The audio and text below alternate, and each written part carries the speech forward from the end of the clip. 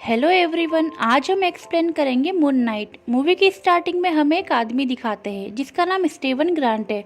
वो सुबह उठता है और उठकर अपने पैरों से जंजीरों को अलग करता है और फिर दरवाजे पे से टेप को रिमूव करता है। और रिमूव करने के बाद वो अपनी माँ को कॉल करता है, फिर मछलियों को खाना खिलाता है और अपने काम पर चला जाता है। स्टीवन एक म्यूजियम में काम करता है। म्यूजियम में इसके साथ एक लड़की और काम करती है और वो उसको लाइक भी करती है। वो स्टीवन से फ्राइडे नाइट को रेस्टोरेंट जाने का कहती है। स्टीवन हमेशा घर जाने से पहले एक लिविंग स्टैचू से बात करता है। वो उससे कहता है कि हमेशा जब मैं रात को सोता हूँ तो मेरी आँख दूसरी जगह पर खुलती है, इस वजह से मैं सारी रात जागने की कोशिश करता हूँ। वो कहता है कि कुछ न कुछ तो करना पड़ेगा, वरना मेरी ये हरकतें उस लड़की को पता चल गई जो मेरे साथ म्यूजियम में काम करती है तो वो भी मुझसे फ्रेंडशिप तोड़ लेगी। अब वो अपने घर जाकर अपने दरवाजे पर टेप लगाता है और अपने पैरों से जंजीरों में बांधकर पजल सॉल्व करने की कोशिश करता है ताकि वो रात भर ऐसे ही जाग सके। और फिर वो एक बुक में इजिप्शियन गॉड के बारे में पढ़ता है, मगर अब वो ना चाहते हुए भी उसकी आंख लग जाती है और जब उसकी आंख खुलती है तो वो एक अनजान जगह पर उठता है और उस जगह पर कुछ आवाजें सुनाई देती है जो उससे कहती है कि दोबारा जाकर सो जाओ। अब स्टीवन ये आवाज सुनकर डर जाता है और उसे आसपास कोई भी दिखाई नहीं दे रहा था और तभी उसको अपनी पॉकेट में कुछ महसूस होता है। अब जैसे ही वो उस चीज को बाहर निकालता है तो उसके पीछे Egyptian of god Moon Knight आ जाते हैं और तभी जब वो पीछे मुड़कर देखता है तो कुछ लोग उस पर फायर करना शुरू कर देते हैं और वो भागता भागता एक सिटी में पहुंच जाता है। तब वो वहां पर एक आदमी ऑर्थर हैरो को देखता है जो इजिप्शियन ऑफ गॉड आर्मिट की पूजा करता था। वो लोगों के हाथों को पकड़ता था और महसूस करता था कि कौन इंसान सही है और कौन गलत है। फिर जो लोग गलत होते थे तो वो उनको इजिप्शियन ऑफ गॉड आर्मिट को दे देता था। अब जब उस हैरो की नज़र स्टीवन पर जाती है तो वो उससे वही मिस्टीरियस चीज़ मांगने लगता है जो उसकी पॉकेट से बाहर निकली थी। स्टीवन ये चीज़ हैरो को देना नहीं चाहता था। अब वो अजीब सी आवाज़ जो स्टीवन को सुनाई दी थी, वो आवाज़ उस चीज़ को हैरो को देने से मना करती है और साथ में वो उसके हाथ को फ्रीज भी कर देती है। अब यहाँ पर जैसे ही स्टीवन की आंख बंद होती है सारे लोग यहाँ मारे जाते हैं। स्टीवन को यहाँ पर कुछ भी समझ नहीं आ रहा था कि आखिर उसके साथ हो क्या रहा है। इसके बाद वो आवाज़ स्टीवन को कहती है कि यहाँ से भाग जाओ। अभी स्टीवन यहाँ से गाड़ी लेता है और भाग जाता है। स्टीवन के पीछे हैरो के आदमी लग जाते हैं। अब वो लोग भी सभी वहाँ पर मारे जाते हैं। इसके बाद स्टीवन की आँख खुलती है। वो कहता है कि शुक्र है, ये तो एक सपना था। वो बहुत ज़्यादा खुश होता है और फिर इसके बाद स्टीवन हमेशा की तरह अपने पैरों को खोलता है और दरवाजे पर स्टेप को रिमूव करता है। तभी उसको याद आता है कि उसे रेडी होकर रेस्टोरेंट जाना है और वह वहां पहुंच जाता है। अब रेस्टोरेंट में बैठा अपनी फ्रेंड का वेट कर रहा था। अब जब बहुत देर हो जाती है, वो नहीं आती, तब वो उसको कॉल करता है और पूछता है कि मैं तुम्हारा रेस्टोरेंट में वेट कर रहा हूँ। लेकिन वो कहती है कि मैं तो 2 दिन पहले आकर रेस्टोरेंट में खाना खा के जा चुकी हूँ। स्टीवन कहता है कि ऐसा कैसे हो सकता है, हमारी बात तो फ्राइडे नाइट की हुई थी। इस बात पर उसकी फ्रेंड उससे कहती है कि क्या तुम्हारा दिमाग ठीक है, आज संडे है, तुम 2 दिन पहले फ्राइडे की बात कर रहे हो। अब स्टीवन रेस्टोरेंट से घर चला जाता है और घर जाकर उसने अपनी फ्रेंड के लिए जो चॉकलेट ली थी उन चॉकलेट को खुद ही खाने लगता है। तभी उसको अपने घर में एक सीक्रेट हॉल नजर आता है और उसे वहाँ एक मोबाइल और एक चाबी मिलती है। जब वो फ़ोन को चेक करता है तो उसमें लाइला नाम की एक लड़की के बहुत सारे मिस कॉल और मैसेज होते हैं। इसके बाद दोबारा से लाइला का कॉल आता है तो स्टीवन उससे पूछता है कि तुम कहाँ पर हो। अब लाइला फ़ोन पर बोलती है कि ये क्या हो गया है मार्क। तो स्टीवन कहता है कि मेरा नाम मार्क नहीं है, मेरा नाम स्टीवन है। यह सुनने के बाद लाइला फ़ोन बंद कर देती है। इसके बाद स्टीवन जब वॉशरूम में जाता है तो वहाँ पर मिरर में उसको अपनी परछाई दिखाई देती है और वो परछाई उससे बात कर रहा था और कहता है कि स्टीवन अपनी तलाश बंद करो। ये बातें सुनकर स्टीवन बहुत ज़्यादा डर जाता है और उसको अपने ही घर से डर लग रहा था। वो भागता हुआ अपने घर से बाहर आ जाता है और उसको तो हर जगह इजिप्शियन ऑफ गॉड खोंशू दिखाई दे रहे थे। इसके बाद वो जब म्यूजियम में जाता है तो वहाँ पर हैरो को देखकर बहुत ज़्यादा डर जाता है और वो ये सोचता है कि ये आदमी तो मेरे सपने में आया था। तब हैरो स्टीवन को कहता है कि मैं तुम्हारी मदद करना चाहता हूँ जिस चीज़ से तुम भाग रहे हो। अब हैरो वहाँ पर अपनी तराजू की लकड़ी को स्टीवन के हाथ में डालता है और उसके हाथ को हिलाता है, मगर तभी हैरो के हाथ पर तराजू का स्टैचू बना हुआ था वो हिलने लगता है। हैरो जब उसको देखता है तो स्टीवन अपना हाथ छुड़ाकर वहाँ से भाग जाता है। जब वो रात को स्टीवन म्यूजियम से अपने घर जा रहा था तभी उसको ऐसा महसूस होता है कि जैसे कोई डॉग भौंक रहा है, और जैसे ही वो पीछे देखता है तो अजीब सा जैकल की तरह दिखने वाला जानवर उस पर अटैक कर देता है। और वहाँ पर उसको हैरो की आवाज़ सुनाई देती है जो उसको कह रहा था कि स्टीवन मुझे स्कैरब दे दो, इसके बाद मैं तुम्हारी जान बख्श दूंगा। लेकिन स्टीवन उस चीज़ से बचने के लिए बाथरूम में जाकर छुप जाता है और वहाँ पर स्टीवन को मिरर में अपने जैसा आदमी नजर आता है जो उससे ये कहता है कि स्टीवन देखो, मुझसे डरो मत और अपनी बॉडी को मुझे सौंप दो। स्टीवन अब बहुत ज़्यादा घबरा जाता है क्योंकि वो मॉन्स्टर दरवाज़ा तोड़कर अंदर आने वाला था और अब स्टीवन के पास कोई और रास्ता भी नहीं था। वो अपने रिफ्लेक्शन की बात को मान लेता है और कहता है कि ठीक है, तुम मेरी बॉडी को ले लो। तभी हम देखते हैं कि स्टीवन मून नाइट में बदल जाता है और वो बाहर निकलकर उस मॉन्स्टर को जान से मार देता है। अब स्टीवन जब नींद से उठता है तो बहुत ज़्यादा परेशान था। वो म्यूजियम आता है तो वहाँ जाकर वो देखता है कि वॉशरूम में काफ़ी ज़्यादा चीज़ें टूटी हुई पड़ी थी। स्टीवन म्यूजियम में एक आदमी के पास जाता है और उससे कहता है कि मुझे सीसीटीवी फुटेज दिखाओ। वो आदमी स्टीवन से कहता है कि जो भी तुम देखोगे तुम्हें अपनी आंखों पर यकीन नहीं होगा, और उस वीडियो में स्टीवन ही नज़र आ रहा था जो पागलों वाली हरकतें कर रहा था। उस वीडियो में तो वो मॉन्स्टर था ही नहीं जिसे स्टीवन ने कल रात को मारा था।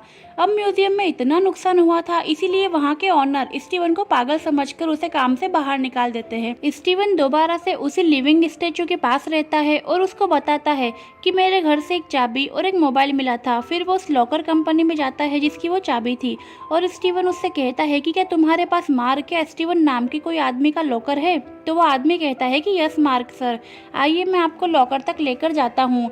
अब उस लॉकर में स्टीवन को एक बैग मिलता है जिस बैग में बहुत सारे पैसे और गन और उसको एक पासपोर्ट भी मिलता है जिसमें उसका नाम मार्क लिखा था, और साथ में उसको बैग में स्कैरब भी मिलता है जिसकी वजह से हैरो भी स्टीवन के पीछे लगा था।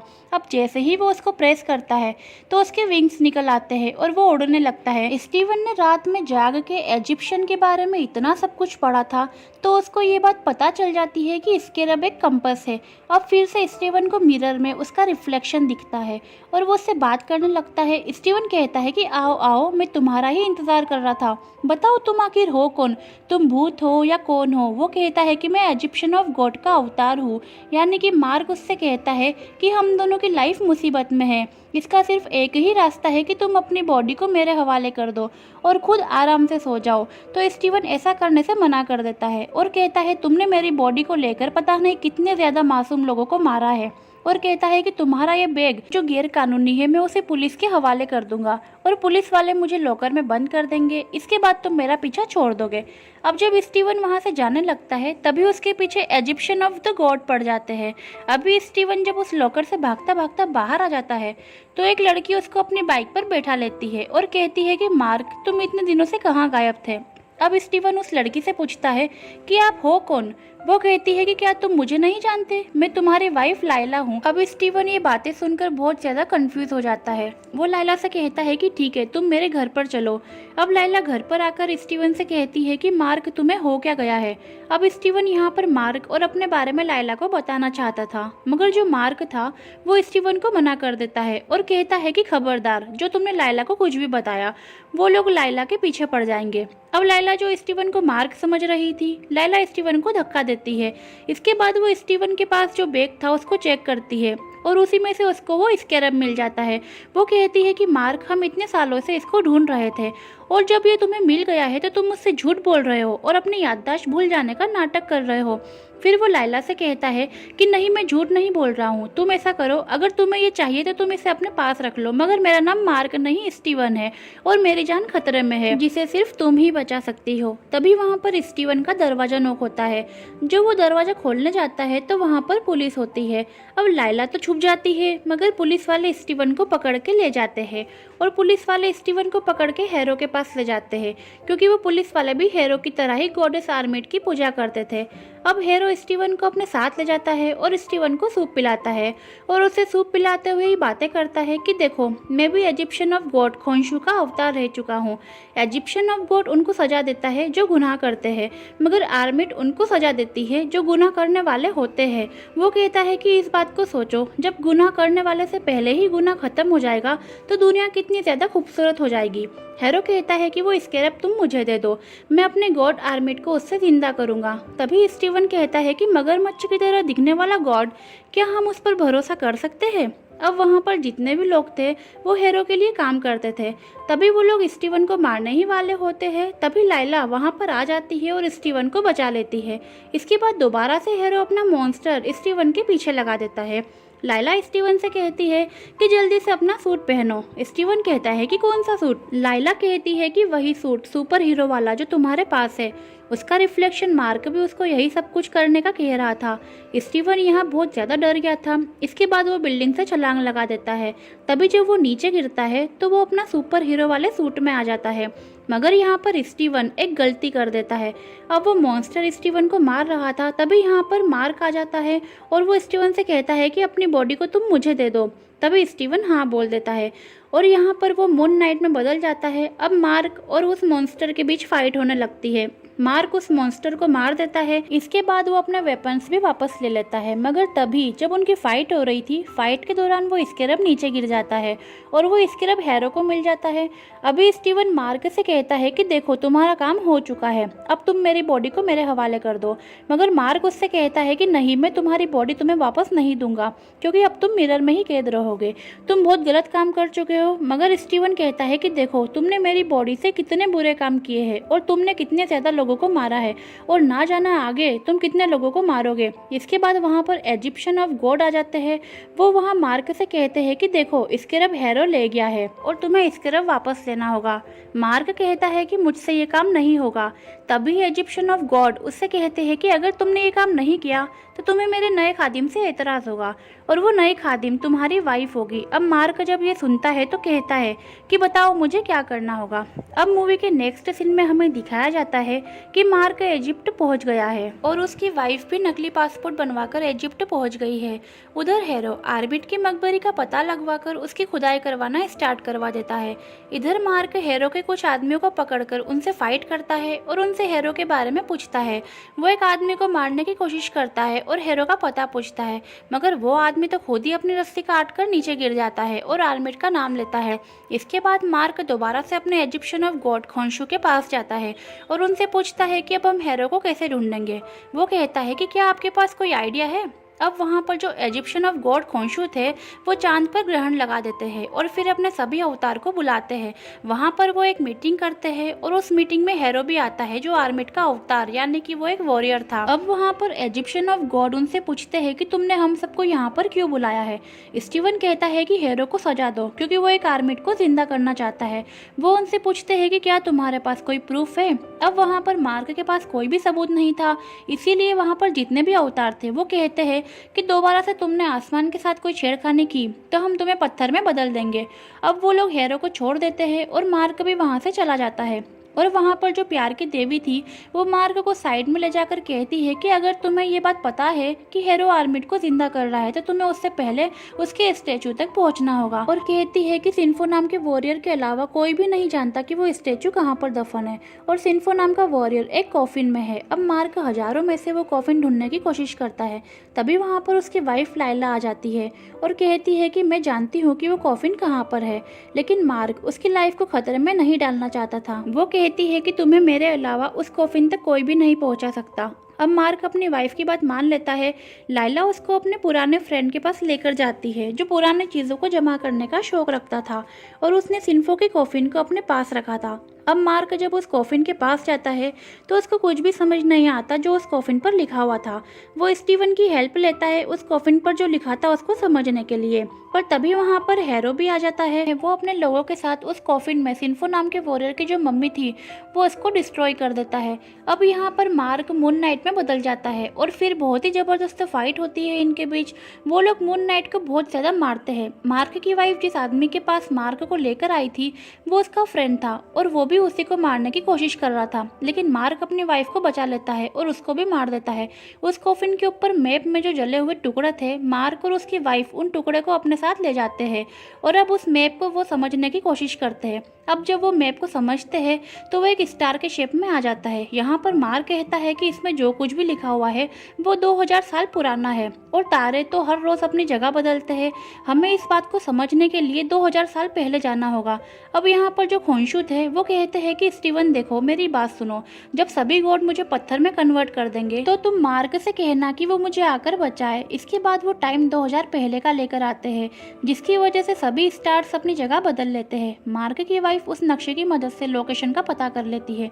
अब खोंशू दोबारा से आसमान के साथ छेड़खानी करते हैं, इसीलिए खोंशू पत्थर में बदल जाते हैं। अब अगले दिन स्टीवन और मार्क की वाइफ दोनों मिलकर हैरो का पता करने के लिए निकल जाते हैं। अब मार्क दोबारा मिरर में कैद हो गया था। वह स्टीवन से दोबारा कहता है कि देखो, अपनी बॉडी मुझे सौंप दो, तुम अकेले हैरो का मुकाबला नहीं कर सकते। अब स्टीवन और मार्क की वाइफ जैसे ही आर्मिड के मकबरे तक पहुंचते हैं तो वो वहां पर देखते हैं कि हैरो के आदमी और हैरो पहले ही मकबरे में जा चुके थे। वहां पर मार्क स्टीवन से दोबारा से कहता है कि देखो, अपनी बॉडी तुम मुझे सौंप दो, मगर स्टीवन तो मार्क की बात मानने को तैयार ही नहीं था।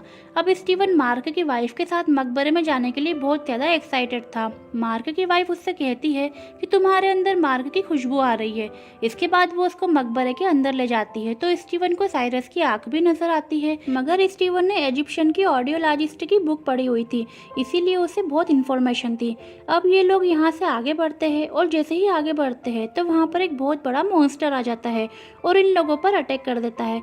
स्टीवन उस मॉन्स्टर के ऊपर एक रैक को गिरा देता है। ये दोनों अब बिछड़ जाते हैं, लेकिन वो मॉन्स्टर अब लाइला के पीछे पड़ जाता है। अब वो मॉन्स्टर जैसे ही लाइला पर अटैक करता है वो उस मॉन्स्टर को खाई में नीचे गिरा देती है। तभी वहाँ पर हैरो उसको देख लेता है और उससे कहता है कि क्या तुम्हें पता है कि तुम्हारे फादर को मार्क ने मारा था। दूसरी तरफ स्टीवन को मकबरा कॉफिन मिल जाता है। वो वहाँ से आर्मिड की मूर्ति को बाहर निकालता है। तभी वहाँ पर लाइला आ जाती है। वो स्टीवन से कहती है कि मार्क को जल्दी से वापस बुलाओ, मैं उससे पूछना चाहती हूँ कि उसने मेरे फादर को क्यों मारा। अब वहाँ पर हैरो भी आ गया था। वो स्टीवन से आर्मिड की मूर्ति को मांगता है और स्टीवन वह मूर्ति को देने से मना कर देता है। तभी हैरो उसको शूट करके मार देता है और लाइला तो वहीं पर छुप जाती है। इसके बाद इस मूवी की स्टोरी शिफ्ट होती है इसाइलम में। वहाँ पर हम देखते हैं कि मार्क एक मरीज था और हैरो उसका एक डॉक्टर था। हैरो डॉक्टर उसको कह रहा था कि मार्क देखो, जो तुम मुझे कहानी सुना रहे हो मून नाइट मेरे और स्टीवन के बारे में, पर तभी मार्क को याद आता है कि हैरो ने तो उसको मार दिया था, यानी कि जो डॉक्टर उसके सामने था वो हैरो ही था। इसके बाद मार्क वहाँ से भागता है और अपने आप को एक रूम में बंद कर लेता है। तभी उसको रूम में कॉफिन नजर आता है और उस कॉफिन में से एक मम्मी निकलती है, यानी कि वो मम्मी कोई और नहीं स्टीवन ही था। वो उसको देखकर बहुत ज़्यादा खुश होता है। फिर वो दोनों एक दूसरे के गले लग जाते हैं। ये दोनों अब यहाँ से जाने की कोशिश करते हैं। तभी उनके सामने हिप्पोपोटामस जैसे देवता उनके सामने आ जाती है। ये भी इजिप्शियन ऑफ गॉडेस थी जिनका नाम टवेरेट था।